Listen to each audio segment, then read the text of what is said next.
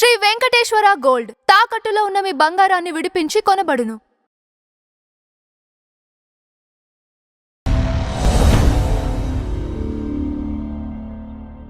స్టూడియోలో ఉన్నప్పుడు సార్ ఈ కృష్ణ గారు కావచ్చు, లేకపోతే మన మన నాగేశ్వరరావు గారికి కానీ వీళ్ళు కానీ ఎక్కువగా మీరు గౌరవం ఇచ్చేవాళ్ళు కాదు. ఫస్ట్లో స్టార్టింగ్ అర్థం కాకనా అంటే నమస్కారం పెట్టడం కానీ లేకపోతే ఇది కానీ వాళ్ళు మిమ్మల్ని అపార్థం చేసుకునేవాళ్ళ?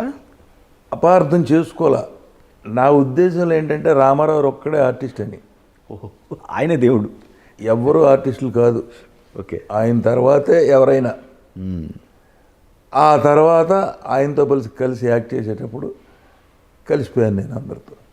అప్పుడు అర్థం చేసుకున్నారు వాళ్ళు, ఓ ఈడు ఫెనటిక్ రామారావు అంటే పెంచుతూ ఉన్నాడు, అంతేగాని వేరే ఏమీ లేదని చెప్పి డిసైడ్ అయ్యారు. నా ఉద్దేశం అదే, రామారావు ఒక్కడే ఆర్టిస్టు, నాగేశ్వరరావు కూడా ఆర్టిస్ట్ కాదు అనేవాడిని నేను. ఏమనుకునేవాళ్ళు కదా వాళ్ళు? ఏమనుకునేవాళ్ళు కాదు, సరదాగా ఉండేవాళ్ళు. సరదాగా మాట్లాడతాడయా, అతనిలో ఏముంది, కల్మషం లేదనుకునేవాళ్ళు. అనుకుని చాలా ప్రేమగా చూసేవాళ్ళు. ప్రతి వాళ్ళు ఎవరి క్యారేజ్ వచ్చినా కూడా నన్ను ముందు పిలిచి భోజనం పెట్టేవాళ్ళు. సరదాగా ఉండేది, అందరితో సరదాగా ఉండేది.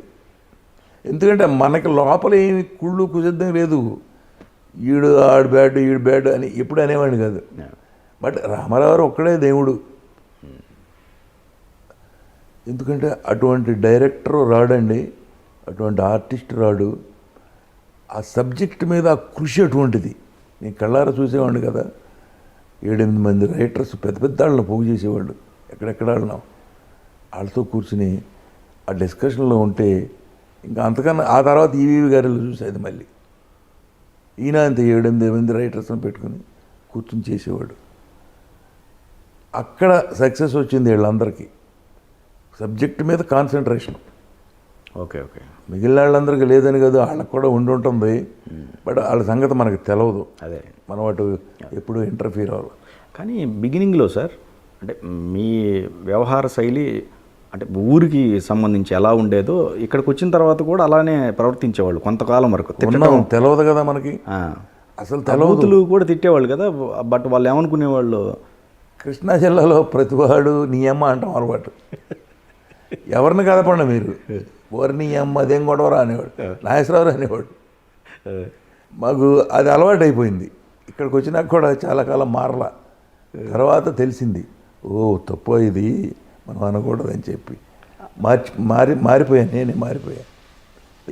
ఊత పదం అది అక్కడ. అదే ఓరి నీ అమ్మ భలేవాడు రా నువ్వు అంటారు, ఇప్పటికీ అంటారు. అదే భలే పని చేసేవరా నువ్వు అంటారు. ఇబ్బంది పడ్డారా అట్లా ఇలాంటి? తెలవదు. ఓకే, వచ్చిన కొత్తలో మనకు తెలవదు, ఇది తప్పు మాట్లాడుతున్నాం అని ఉండేది కాదు. మాట్లాడేయటమే. అది ఏమన్నా అనుకునే తర్వాత తెలిసింది లేటుగా. అక్కడి నుంచి మళ్ళీ మారిపోయాం. అంట మానేసాం బూతులు తిట్టడం. లేకపోతే బూతులు మాకు అక్కడ కామనం. ఎవరినైనా సరే అది ఎందుకో మరి జిల్లాలోనే ఉంది అది. ఎన్టీఆర్ గారి దగ్గర మీరు కంటిన్యూగా ఉంటున్నప్పుడు ఈయన ఎన్టీఆర్ గారి మనిషి అని చెప్పేసి మీకు క్యారెక్టర్లు దూరం చేయటం కానీ ఇట్లాంటిది ఏమైనా జరిగింది? అప్పుడు కూడా కొన్ని ప్రొడక్షన్లు చాలా జరిగాయి. ఇప్పుడు ఎన్టీఆర్ గారు, దాసర్ గారు ఉండేవాడు. ఏదైనా వేషం వస్తే కో డైరెక్టర్లు చెప్పేవాడు, చలపతిరావు ఉన్నాడు కదా, వద్దే అతను రామారావు మనిషి రాడు అనేవాళ్ళు. తర్వాత లేటుగా తెలిసింది, ఓకే రామారావు మనిషి కాదు, ఆయన ఎవరికైనా చేస్తాడని.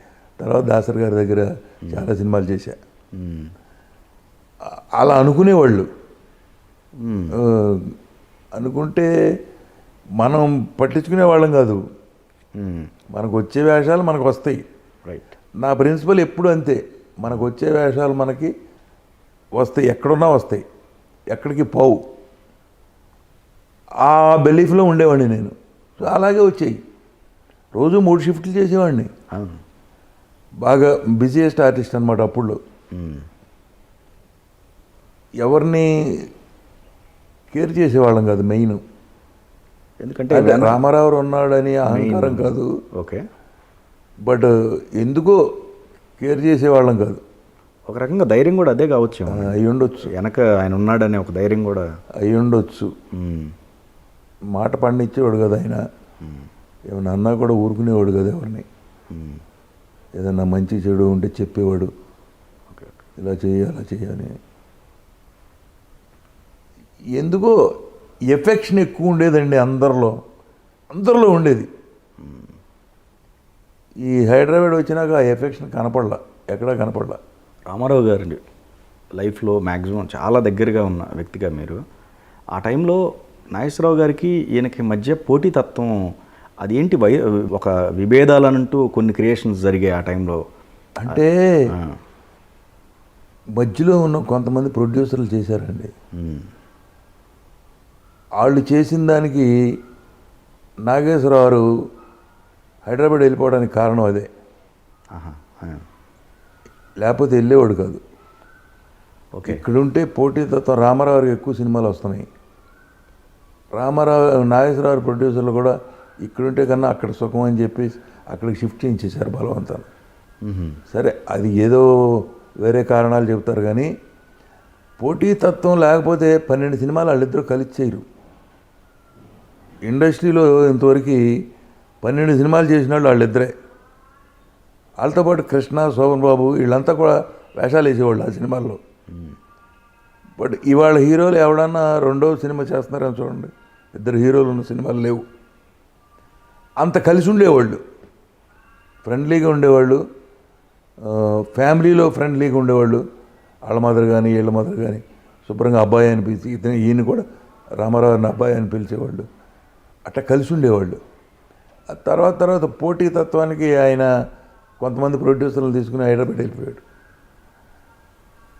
తర్వాత వాళ్ళు కూడా రామారావుతో సినిమాలు తీశారు.